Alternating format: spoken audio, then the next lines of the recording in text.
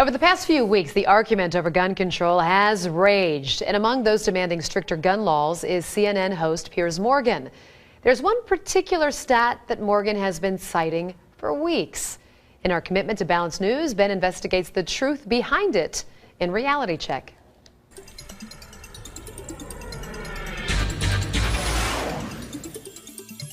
Last night on CNN's Piers Morgan Tonight, Morgan interviewed radio host Alex Jones. And to say it was wild, well, that would be an understatement. Here's just a small clip. Answer this question. How many Why'd guns, you get fired from the Daily Mirror for putting out fake stories? You're a hatchet man of the New World Order. Let's try again. How many gun murders were there? Oh, you're going to ban your fist now? In Britain last year.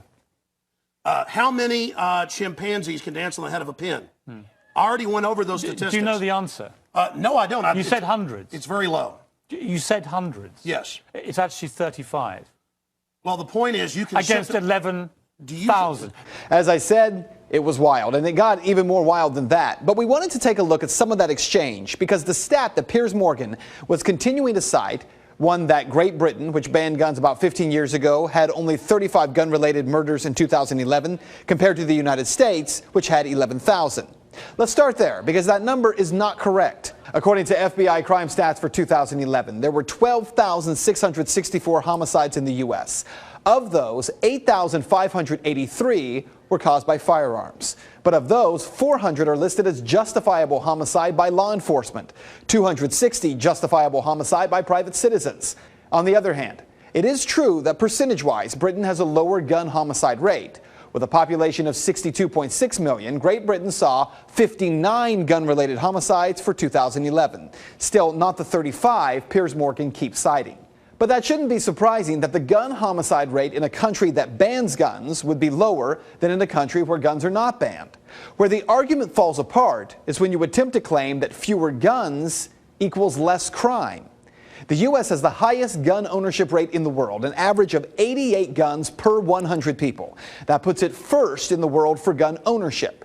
Yemen is second with 54.8 guns per 100 people. So that means the U.S. has the highest gun murder rate as well, right? Well, no. Honduras, El Salvador, and Jamaica have higher rates. So do 24 other countries. The U.S., despite being number one in gun ownership, is number 28 in gun homicide with a rate of 2.97 per 100,000 people. Of course, Piers Morgan isn't calling for the U.S. to be more like El Salvador and Honduras. He's calling for us to be more like Great Britain. So what do the numbers look like there? The U.K. has the second highest overall crime rate in the EU. The U.K. has the fifth highest robbery rate, the fourth highest burglary rate. But more importantly, the EU named Britain as the most violent country in the EU. In the UK, there are 2,034 violent crimes per 100,000 people. That puts it way ahead of even South Africa, with a rate of 1,609 per 100,000.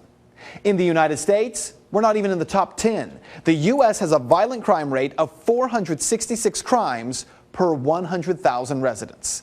So what this means for you is that while people like Morgan insist that the U.S. can learn from Great Britain, well, maybe we can. What we might learn is that violent crime is not the result of a gun or any tool. It is the result of the heart of men and women. And that is Reality Check. You can find the sources for the story posted on our website at fox19.com. If you'd like to make your voice heard in the story, head over to Ben's Facebook page. Find it by searching Ben Swan. And we are also putting a link to the full interview between Piers Morgan and Alex Jones. It's two parts. It's worth watching it instead. I was reading it last night. You need to watch it, though. You need to watch it. You have to watch it.